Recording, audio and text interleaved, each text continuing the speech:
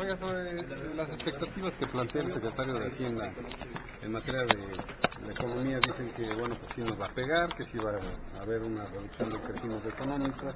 ¿Qué tendría que hacerse? Porque finalmente pues, tenemos una gran cantidad de reservas, se habla de medidas contracíclicas.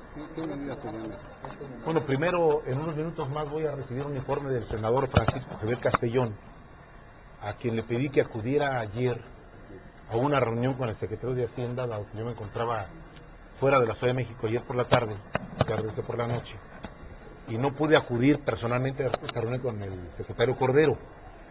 Me está preparando un informe el senador Castellón, pero de entrada puedo decir que lo que está pasando con la economía norteamericana y mundial, por cierto, y la negociación tan difícil que el presidente Obama tuvo con el Congreso de los Estados Unidos, que ha significado, sí, la aprobación de la contracción de deuda, pero al mismo tiempo reducciones muy importantes en el presupuesto de egresos de los Estados Unidos, y el impacto que las calificadoras han tenido con esto, generan un ambiente preocupante para la economía mexicana.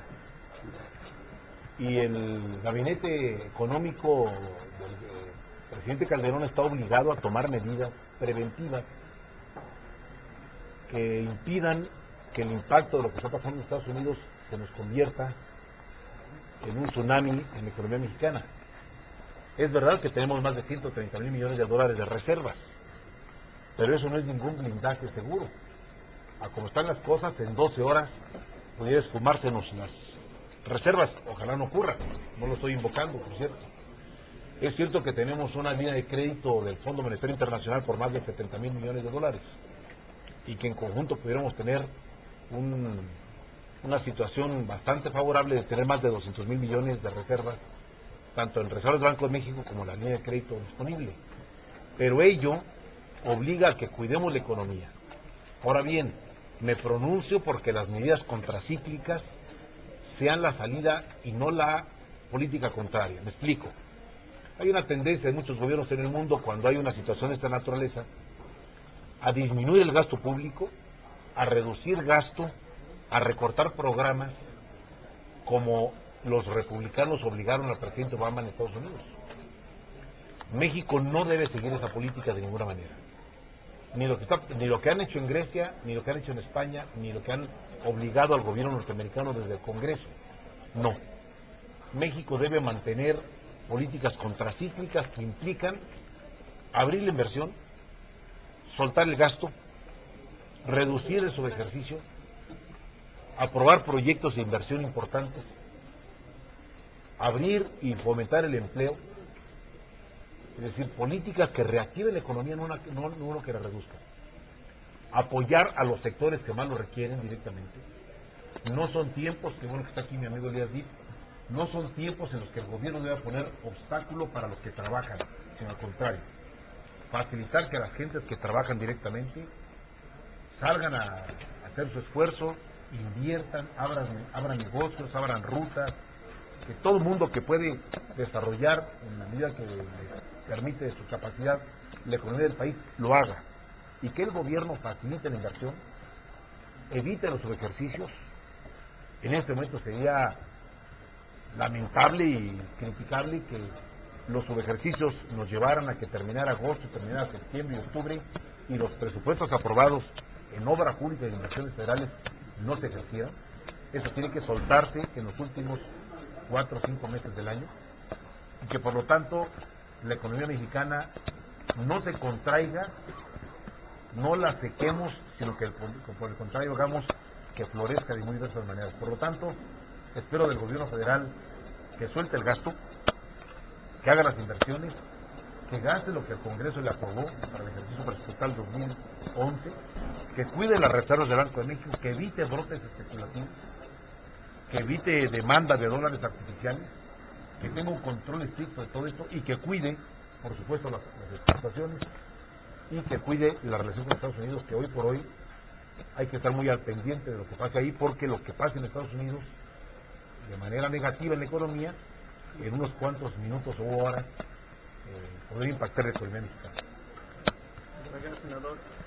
Este es un mensaje preocupante para los mercados, esta reconsideración que hace el gobierno de las expectativas de crecimiento y de las expectativas a la baja de los ingresos y del presupuesto del gobierno? No es que sea una noticia, bueno, sí es una noticia preocupante, por supuesto. El gobierno no puede fingir que vamos a tener un crecimiento económico como que teníamos previsto a principios de año. No es un asunto de buenos deseos, sino de condiciones objetivas. Si están bajando nuestras exportaciones, si en la economía norteamericana no están consumiendo lo que debieran consumir, si el flujo de dinero de los migrantes ha disminuido como ha ocurrido, si las inversiones frenan su arribo a México, pues todos estos son elementos que no permiten ser tan optimistas en el crecimiento económico hacia finales del 2011. Está bien que seamos realistas, pero sobre todo lo que yo le pido al gobierno es que no adopte una actitud de brazos cruzados frente a lo que viene. Me parece que es correcto que estén tomando medidas preventivas para que en nuestra economía nuestras fortalezas florezcan, afloren, salgan adelante, pero sobre todo pongo énfasis en el gasto presupuestal del gobierno. Nada de subejercicios, nada de frenar proyectos, nada de multiplicar trámites engorrosos para que los que pueden invertir lo hagan, nada de poner trabas para que los que puedan abrir empleo lo hagan. Los transportistas, por ejemplo, que tienen tantas complicaciones por todos lados, hay que abrir los espacios para que los trámites se disminuyan y los productos que los transportistas trasladan a otro país vayan por todas partes. Es decir, hay que ponerle aceleradores a la economía mexicana. No, ¿Cuál sería entonces el perfil del paquete económico del próximo año? Contracíclico, sin duda alguna. Me pronuncio por eso. Las políticas, los criterios económicos del 8 de septiembre que el gobierno tiene que presentar, tiene que venir con un paquete contracíclico. Es decir, inversión pública, gasto, impulso a la economía, impulso a los inversionistas, a los trabajadores, a los que generan la economía. Cuando hablo de esto, hablo de un sentido contrario totalmente a lo que ha venido pasando en Grecia, en España, en Portugal e incluso en Estados Unidos. Me interesa mucho precisar esto. En Estados Unidos los republicanos le han impuesto al presidente un presupuesto restrictivo, reduciendo el gasto del gobierno.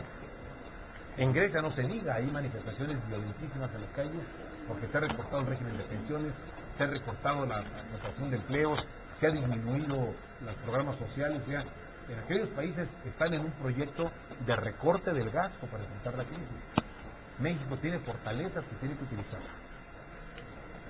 Ojalá que a nadie se le ocurra aquí en México empezar a plantear al gobierno recortes de personal, cierre de empresas, disminución de gasto, ni nada por el estilo. Al contrario, políticas contracíclicas. Tenemos con qué, hay que hacerlo. Bueno, senador.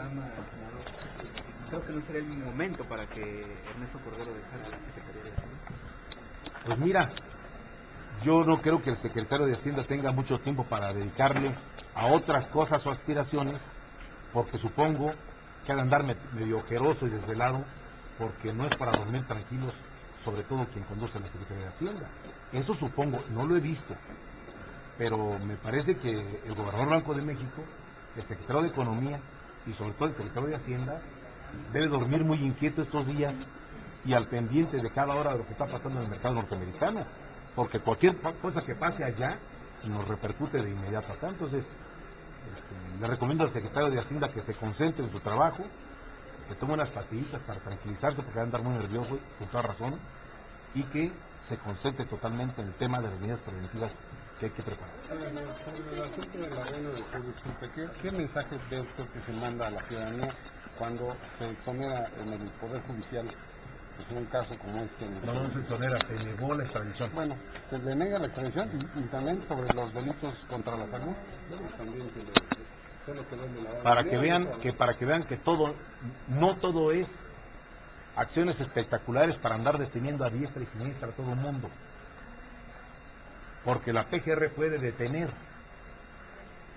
puede arraigar, incluso puede lograr la consignación, pero de eso a demostrar las acusaciones hay un largo trecho, y el Poder Judicial está echando para abajo una y otra vez averiguaciones mal integradas, acusaciones débiles, casos no sostenidos que supongo tienen en focos rojos a la Procuración de Justicia del Gobierno Federal. Pero estas son las consecuencias de primero detener y luego investigar. Estas son las consecuencias del uso y el abuso del arraigo para primero detener y luego ver si tienen un caso sólido que presentar ante los jueces. Y celebro que la justicia mexicana esté demostrando autonomía, capacidad para decir no cuando hay averiguaciones previas que no se sostienen. Pero no solo la impunidad. ¿Cómo? ¿No funciona el arraigo entonces? ¿No funciona como Claro que no está funcionando. El arraigo está siendo usado de manera excesiva con un criterio que yo no puedo compartir y que la bancada del PRD ha votado en contra aquí en el Senado. No compartimos que primero se detenga y luego se investigue para ver si hay un caso sólido para presentar ante la justicia. No. La tendencia en el mundo es investiga y si tienes elementos, pides la consignación. Y el arraigo lo utilizas de manera extraordinaria solamente para evitar que el presunto responsable no huya. Pero cuando tienes ya la averiguación y la acusación concreta, tendría que abrogarse la figura? tendría que eliminarse. Por cierto, déjenme resumir algo de un gobierno sector del PRD. En la Constitución de Chiapas, reformada hace una semana, se acaba de eliminar el arraigo como figura en la justicia chiapaneca. Sí se puede hacer. Gracias.